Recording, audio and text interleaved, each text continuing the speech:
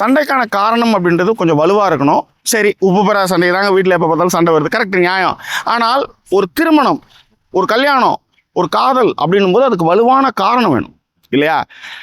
10வது ஃபெயிலுன்னு சொல்கிறாங்க, ருசிக்காக அக்செப்ட் பண்ணிக்கிறாங்க. சரி, அதெல்லாம் கூட ஓகேனாலும் கூட அதன் பிறகு வர்ற அந்யோன்யம், அந்த விஷயங்கள்லாம் வந்து ரொம்ப போலித்தனமாக இருக்கிற மாதிரி எனக்கு பட்டுச்சு. நிறைய பேர் கனெக்ட் ஆகலாம், ஏன்னா எனக்கு பட்டது தான் நான் சொல்ல முடியும். அதே நேரத்தில் மற்றவங்களோட ரசனை நான் குறைய சொல்ல விரும்பல. தேட்டர் ரசிச்சுது, அது மாற்று கருத்து இல்லை. ரைட். படத்துடைய பாயிண்ட் என்ன அப்படின்றத பேசுறதுக்கு முன்னாடி ஆர்கே வேலு, செம்பன் வினோத், சரவண, யோகி பாபு, காளி வெங்கட் இப்படின்னு ஏகப்பட்ட நட்சத்திர பட்டாளம் வந்து படத்தில் வந்து பண்ணியிருக்காங்க. பட் ஆனால் திரும்ப திரும்ப ஒரே சண்டை, அந்த சச்சரவுகள் இதாக மாதிரியான விஷயமே போயிட்டுருக்கு. இதில் பாயிண்ட் என்னென்னா, எனக்கு நல்லாவே தெரியுது தன்னுடைய சண்டை யாரால் வருது அப்படின்றதையும், அது அம்மாவால் மட்டும்தான் சண்டை வருது, நாத்தனாரால் மட்டும்தான் சண்டை வருது அப்படின்றதையும்.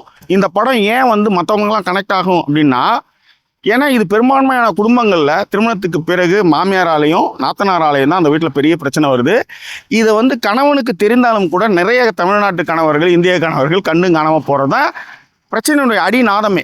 அதே மாதிரி அந்த பக்கமும் பார்த்தீங்கன்னா, பொண்ணோட சைட்லையும் பார்த்தீங்கன்னா அம்மாக்காரிங்க வந்து உட்காந்து ஏற்றி விடுற விஷயங்கள்னு இந்த இந்திய குடும்ப உறவுகளை வந்து சுப்புநூறாக ஆக்கிறதுல யாருன்றத படத்தில் நம்மளுக்கு தெரிஞ்சிடுச்சு. ஆனால் நாயகன் வந்து இதை வந்து தட்டி கேட்டிருந்தா படம் வந்து 10 நிமிஷம் முடிஞ்சிடும். ஆனால் இழுன்னு இருக்கிறதே வந்து நம்மளுக்கு வந்து இவ்வளோ தூரம் வருது. அது மட்டும் கிடையாது, நாயகனுக்கு எங்கே சண்டையினுடைய அந்த பாயிண்ட் மையப்புள்ளி எங்கே இருக்குன்றது நல்லாவே தெரியுது.